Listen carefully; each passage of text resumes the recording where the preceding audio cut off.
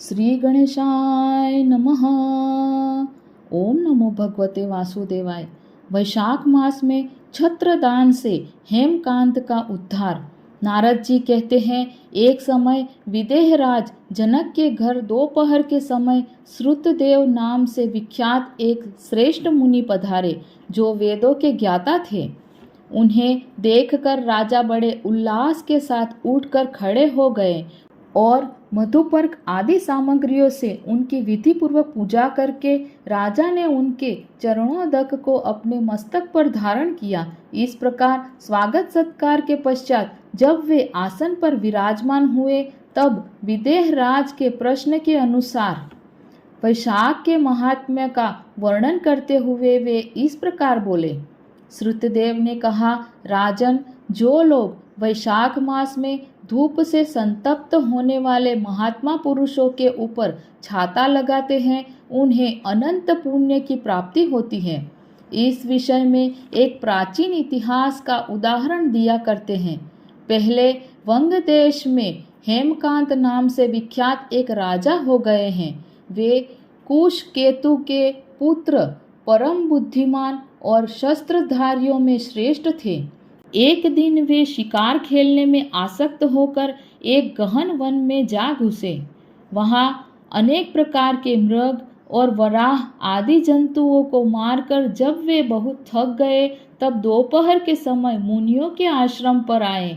उस समय आश्रम पर उत्तम व्रत का पालन करने वाले सतर्ची नाम वाले ऋषि समाधि लगाए बैठे थे, जिन्हें बाहर के कार्यों का कुछ भी भान नहीं होता था। उन्हें निश्चल बैठे देख राजा को बड़ा क्रोध हुआ और उन्होंने उन महात्माओं को मार डालने का निश्चय किया। तब उन ऋषियों के 10,000 शिष्यों ने राजा को मना करते हुए कहा, ओ खोटी बुद्धि वाले नरेश, हमारे गुरु लोग इस समय समाधि में स्थित हैं। बाहर कहाँ क्या हो रहा है इसका इनको नहीं पता, इसीलिए इन पर तुम्हें क्रोध नहीं करना चाहिए। तब राजा ने क्रोध से विह्वल होकर शिष्यों से कहा, द्विज कुमारों, मैं मार्ग से थका मांदा यहाँ आया हूँ, अतः तुम ही लोग मेरा आतिथ्य करो।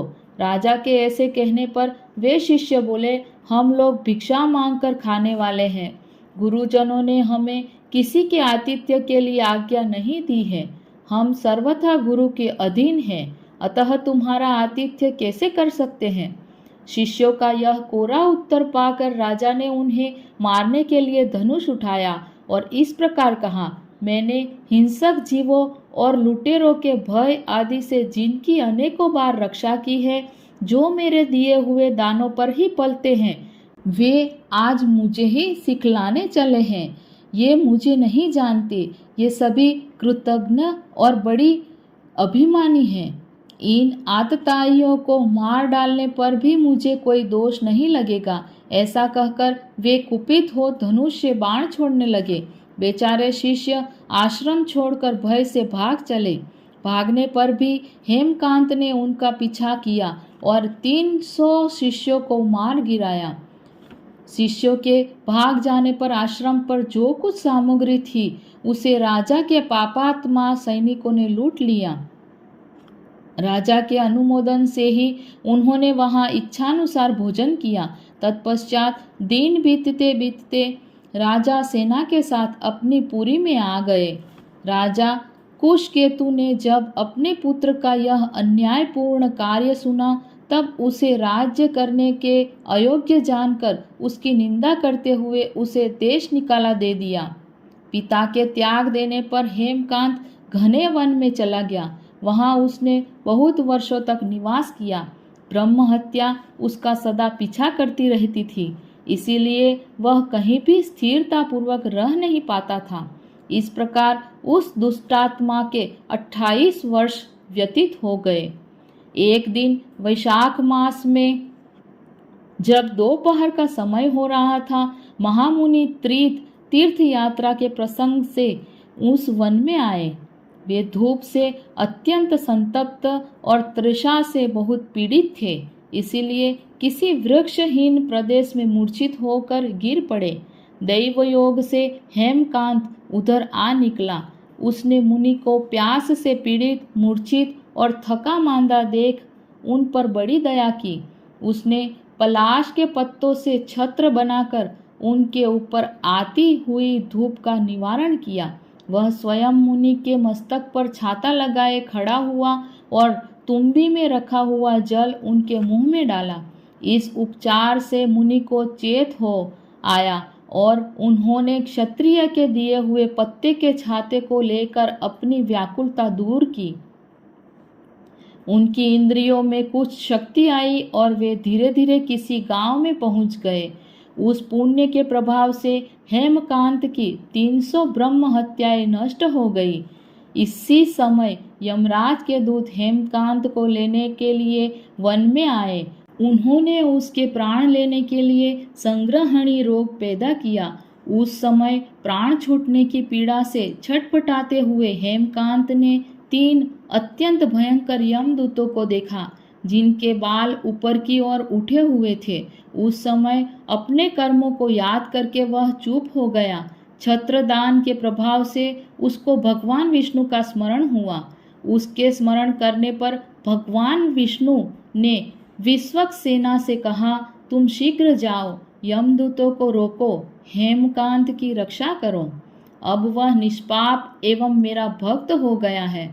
उसे नगर में ले जाकर उसके पिता को सौंप दो। साथ ही मेरे कहने से कुशकेतु को यह समझाओ कि तुम्हारे पुत्र ने अपराधी होने पर भी वैशाख मास में छत्रदान करके एक मुनि की रक्षा की है, अतः वह पाप रहित हो गया है। इस पुण्य के प्रभाव से वह मन और इंद्रियों को अपने वश में रखने वाला दीर्घायु, शूरता और उदारता आदि गुणों से युक्त तथा तुम्हारे समान गुणवान हो गया है। इसीलिए अपने इस महाबली पुत्र को तुम राज्य का भार संभालने के लिए नियुक्त करो। भगवान विष्णु ने तुम्हें ऐसी ही आज्ञा दी है। इस प्रकार राजा को आदेश देकर हेमकांत को उनके अधीन करके यहाँ लौट आओ। भगवान विष्णु का यह आदेश पाकर महाबली विश्वक्सेन ने हेमकांत के पास आकर यमदूतों को रोका और अपने कल्याणमय हाथों से उसके सब अंगों में स्पर्श किया। भगवत भक्त के स्पर्श से हेमकांत की सारी व्याधि क्षण भर में दूर हो गई। तदनंतर विश्वक्सेन उसके साथ राजा की पुरी में गए। उन्हें देखकर महाराज कुशकेतु ने आश्चर्ययुक्त हो भक्ति पूर्वक मस्तक झुकाकर पृथ्वी पर साष्टांग प्रणाम किया और भगवान के पार्षद का अपने घर में प्रवेश कराया। वहाँ नाना प्रकार के स्तोत्रों से उनकी स्तुति तथा वैभवों से उनका पूजन किया। तत्पश्चात महाबली विश्वक्सेन ने अत्यंत प्रसन्न होकर राजा को हेमकांत के विषय में भगवान विष्णु ने जो संदेश दिया था वह सब कह सुनाया। उसे सुनकर कुशकेतु ने पुत्र को राज्य पर बिठा दिया और स्वयं विश्वक्सेन की आज्ञा लेकर उन्होंने पत्नी सहित वन को प्रस्थान किया। तदनंतर महामना विश्वक्सेन हेमकांत से पूछकर और उसकी प्रशंसा करके श्वेत द्वीप में भगवान विष्णु के समीप चले गए। तब से राजा हेमकांत वैशाख मास में बताए हुए भगवान की प्रसन्नता को बढ़ाने वाले शुभ धर्मों का प्रतिवर्ष पालन करने लगे।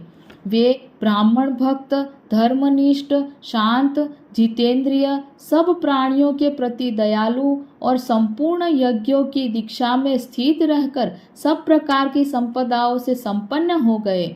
उन्होंने पुत्र पौत्र आदि के साथ समस्त भोगों का उपभोग करके भगवान विष्णु का लोक प्राप्त किया। वैशाख सुख से साध्य अतिशय पुण्य प्रदान करने वाला है।